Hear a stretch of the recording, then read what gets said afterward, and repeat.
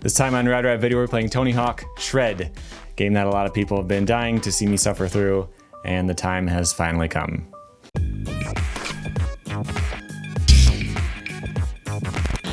Welcome back to Rad Rad Video channel, where you can learn new things about skateboarding. I talk about all kinds of different topics in the skateboarding world, including playing skateboarding games. I've played all the good ones, so now I just kind of torture myself with crappy ones for no good reason. And this time, we're playing Tony Hawk Shred, sequel to Tony Hawk Ride. If you haven't seen that review, check it out right here.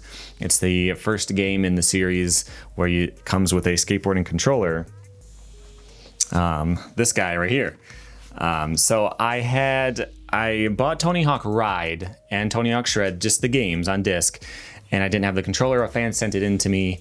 I played Ride, and then before I got to Shred, the controller broke. Talk about that in my Tony Hawk 5 review. Unfortunately, I found another one. There's a local game store that has a bucket of junk, and it says like untested, less than $5. And so you can just pick through there and grab like Guitar Hero guitars and stuff. And I saw that there like 6 months ago. And I was just like, nah, I'm not going to do it. I'm not going to put myself through that. Saw it again the next time I was there. Saw it again like 3 weeks ago. I'm like, all right, fine. I'm actually going to do this. And so I got the controller, and I've endured a bit of Tony Hawk Shred for your amusement. So let's get into the game. It's better than Ride, it is, but that's like saying having your left arm amputated is better than having your right arm amputated. You're still gonna have a miserable time. The art direction is actually pretty good. Tony Hawk Ride had a really weird aesthetic where everything was blown out and blurry to make it look like a cartoon. It was all framed in a phone, and the menus were absolutely terrible. It has gotten a lot better this time around. The graphics and the style and effects really aren't too bad. In the screenshots and trailers, you might be forgiven for thinking the game is decent. And in general, the controls are a tiny bit better. I put the controls in casual plus mode though, which means that I'm stuck to a track, but I can have some limited steering within that path. That makes it slightly less frustrating, but only slightly. Still doesn't work very well. Even just steering to get through the menus is hard. You'll turn to switch to the next option, and it won't go, then suddenly it does too. Fantastic. Thanks for testing this, Robomoto. Let me give you a quick refresher of how this controller works. It can sense tilt for turning, pop for ollies and nollies. It has sensors on the sides and tail to sense pushes and grabs, or just random stuff that isn't there. Luckily, this game is at least more stable than the last one, and one of the big problems I had was getting desynced from the character on screen. I wasn't able to film myself playing this time because it's summer and it's absurdly hot in my unair-conditioned basement, so I was playing without pants on with the fan blowing on me. Nobody wants to see that. But it's very common that you'll eventually end up facing sideways so that your character can stay straight, or you'll just be facing the wrong way. Sometimes you'll turn, but your character will bounce off of something and stay straight and doesn't make up for that, so your character is riding regular and you're in fakie. So you switch around back to regular and then your character switches to fakie. But the menus will still work normally. All you can do is spin a little bit on every jump and ever so slowly realign to being forward, or you can try to run into something on purpose to make your character bounce off of it. It's really stupid. Sometimes I just played in fakie for a while because it's too much effort to fix it, but then your steering is backward and it's asking for really specific stuff to do. Like in this challenge, it gives you specific tricks you have to do. I keep pivoting in this manual here. Of course, I'm standing regular. I'm not doing any pivots at all. But I have to do a 180 and then a nollie right after? How's that even possible? And what, is that a switch fakie over crooked? You know, the incredibly annoying thing here is the constant non-stop grabs. I'm playing it in my tiny office, and I think it's picking up my desk or the wall a lot, but also picks up your foot on the tail. I play with my foot on the tip of the tail because that's how you skate, but you can't do that or you'll do tail grabs on every air. If you're just randomly doing tricks or going for a score, you'll be okay, but on half of the modes, you're screwed. Just have a better house than me and you'll be cool. By the way, this also accounts for me constantly mongoing and doing finger flips while I'm in manual. Let's take a look at the different gameplay modes. The first is just a high score run. You skate through the level and do tricks. There are multiplier things you can pick up, and generally this is pretty easy because the manuals are essentially free. Yes, you have to balance on the board, but it's really forgiving. In fact, sometimes you'll be manualing in the game even when you're standing flat on the controller. There is a major downside to that though. If you're doing one long combo, then you're at risk of bailing once and losing your entire run score. And that's exactly what will happen. Even on the cheater mode, you'll still run into stuff or just miss jumps. Here's an extremely terrible example. This level is toward the end of the game. It starts with this long train track section, and it just doesn't work. The controller isn't responsive enough to handle this. Very often, you'll just miss jumps. Somehow you can ollie and do tricks in the air, but it didn't register as an ollie, so you miss the gap. Most of the time, it kicks you back to the beginning of the level. Eventually, you'll get far enough to reset later, but your score will be 0 because that whole level was one combo. But this one is just the worst. You have to jump back and forth from track to track. Sometimes your board is backwards, you have to think about it and lean the opposite way. Sometimes there are barriers or dead ends that you don't know about before you get there, and then there's this impossible jump.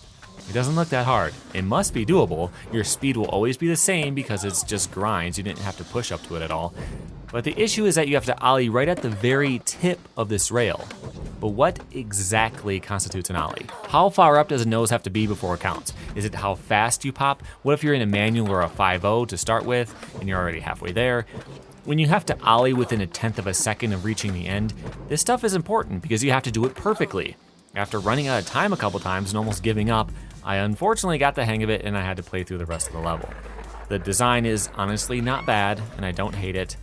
That was a hard thing for me to admit. It still sucks though. You can ollie off of stuff and just run into the ceiling, but it's a cool concept. Feels like a Mario Kart level floating through space, but you'll have a bunch of these really hard rail gaps that you just can't get through.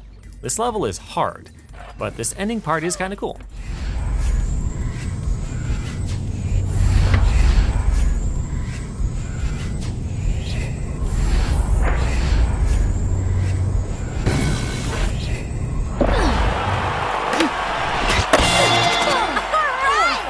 When you beat a level, sometimes you're treated to this little video from one of the pro skaters. I couldn't have done it any better myself. Okay, well maybe a little better. That's just rude. These videos are so cringeworthy, and they're not just so bad they're good. They're way beyond that and just so bad that they're just irredeemable for any reason. It's gotta be in here somewhere. What to do when a player is just too awesome for words. Oh, here it is. Well, I didn't skip it or anything. It just kind of cuts out like that, which is the joke, I guess, but it's kind of hard to tell. Anyway, the high score stuff is just standard Tony Hawk fare, and it works fine. The score isn't so high that you get overly frustrated by it. I mean, you will, but it's beatable, unlike my crippling depression. I hope you like it, though, because you're going to do the same thing in a couple of different ways. The second variation of this is a score, but you're counting time, not points, but I think you get bonuses for doing tricks, so it's kind of the same thing. Basically, you skate through the level and you pick up time bonuses instead of trick multipliers. I think this is technically a race, but that would be incredibly boring, so you're going to be entertaining yourself by doing tricks as you go, and that just makes it feel identical to the high score mode. There isn't really that much more to be said about— Way to wild out! Yeah! I'm wilding out, you know what I'm saying? I don't know what I've done to deserve to be subjected to these, but it must have been really bad. Okay, the next mode is high scores, but in limited areas of the level instead of the whole thing. You then get a total high score for the level at the end, just in pieces. And believe it or not, I don't hate this either. This might actually be the best part of the game. Not having to do the whole level at once makes it less tragic when you bail and you lose your combo because the level isn't as long. You can restart and just do the section that you need to improve, and you even get to skate in areas of the level that you might not have gotten to in other runs, so it's mostly a positive thing. It also gives you bonus points for certain tricks, so nose grind for 100 feet, manual a certain distance, spin a certain number of degrees, that sort of thing, and that makes it mildly more interesting. Normally I do manuals, 5.0s, tail slides, salads, and other tail stuff. Pretty much never nollie and do no stuff because I'm lazy, but this actually makes me. It's not a bad play mode.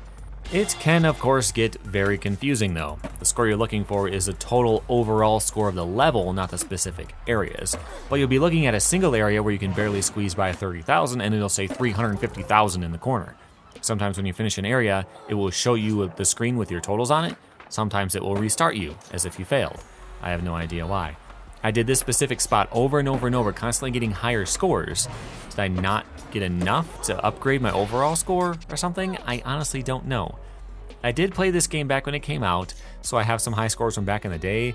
Maybe it's interfering somehow. Seriously, that was awesome. Really awesome. Shut up. Okay, this last session type, not counting free ride, is the challenge mode. And this is the best, but also the worst one. In theory, it's the best. They give you a specific line or a spot and specific tricks to do it at. It's almost like real skateboarding. Do a kickflip 5-0 on this rail, ollie manual this box, stuff like that. Could be great. The problem, of course, is that nothing ever works and it's terrible and I hate it and I wish I was dead. Here's an example. I have to do a flip trick to a 5-0. And then I've got to do a flip trick up this to a manual. And then on this rail, I have to do a 5-0, pivot into a slide trick, then pivot back into a 5-0. After I land that, I have to do a 180 out of the building. Looks easy, right? Well, this was my 10,487th attempt. Do you think a double heel flip, for example, would count as a flip trick for the first part? Well, it didn't this time. I even ollied at the right spot and everything. The flip trick to manual wasn't too hard, except that flip tricks don't work very often because of course they don't. The 5-0 to slide to 5-0 should be easy, shouldn't it? I just hold the manual I was already doing, pivot sideways, then pivot back. No big deal, except you get desynced a lot by just a little bit. A lot of the time you'll end up pivoting back to a salad and not a 5-0, even though my controller is back to being perfectly straight. The rail isn't long enough for me to stop and see what is counting the grind as and then adjust from there. Last is the 180. The game goes into slow-mo, you have plenty of time to spin around while your character's in the air, but look at this. I start forward, I spin around, I land fakie. Is that not a 180? No, apparently not, because it didn't count. Of course, I spun around back to normal when I saw that my character was facing normal, but then she spun around because she was still in fakie from landing my non-180 that never happened, so now we're out of sync again. Come on. Just imagine every one of these challenges having issues like that. Here's another example. I have to grind up this rail, ollie to the next one, and then the next one over and over, and then clear over to this thing, then ollie up and grind down the building. The problem is that I don't have nearly enough speed. I don't have enough time to push up to full speed before I start grinding uphill and slowing down. I can't push up the ramp to grind the rail only at the top because I'll just crash into the rail because I'm on a fixed path with limited steering. So what do? You keep trying it over and over and over until you get lucky. Did they test this? Obviously not. To be fair, this is a lot better than Ride. Ride is basically unplayable. There are a lot of different modes that just make you want to keel over and die. This one is just frustrating, but it mostly works. They also added something all new. You gotta start making me look bad with that sick style. Good work. No, not those. Never those. They actually added in snowboarding. Why would they do that? Shouldn't they have used all that time it took to design and animate the snowboarding part and just spend it on making the skateboarding better? Yes, of course they should have. They chose to go another route though. So how does this work? Tilting the board around makes you do flips. Spinning is done by rotating a little bit. So if you rotate to like 20 degrees and just stay there, your character will keep spinning. That means you instantly get desynced and you'll get confused a lot. And it works for grinds too. So it's essentially just like the skateboarding, except it has much fewer tricks in it and worse gameplay. Okay, so that was Tony Hawk Shred, one of the worst games. You know what? It really wasn't that bad. I've played a lot of really, really terrible games, especially recently. And this one registers. Like, it's not good. It's very frustrating in ways that aren't your fault. You know, like stuff just not working and all that, which is really frustrating. But it actually does work. It's a lot better than Ride. It's a lot better than a lot of other games I've played as well, which is saying a lot. Well, it's not saying much because I've played some real bottom of the barrel garbage. But this game does actually work. And it had a few really nice moments, at least. There was this time I was playing, I'm flying through the air toward this awning, and I'm thinking, you know what? I'm gonna do a back tail on it. So I lean back, I pivot the board around, I'm looking over my shoulder like a real back tail. I'm sliding it out, holding my balance, and then as I come around to the other side, I pop, I turn back forward, and I land it. And it just felt pretty cool. It felt like I was actually doing a backside tail slide. So like it wasn't the worst experience I've ever had in my life. So like, does that mean you should run out and buy it? I mean, you can't. It's like impossible to find. Don't forget you need the dongle. You need the adapter dongle or the controller won't work. But if you saw it at a garage sale for free, it's in the box they leave by the street or something that just says free on it, you might have a couple of minutes of fun. It's not that bad. It's bad, but it's not, you're not gonna rip your hair out and try to take your head off with it while you play it. So yeah, that's Shred. I found two more really terrible games that I have to play soon that were PAL exclusives that I didn't know about when they came out back in the day. I'm going to be putting myself through those relatively soon, so subscribe so you don't miss that. Also, YouTube is going to recommend some videos that you can check out right here. I've reviewed a lot of skateboarding games. I've done almost all the Tony Hawk ones, so check all those out, and I'll see you next time. Thanks for watching.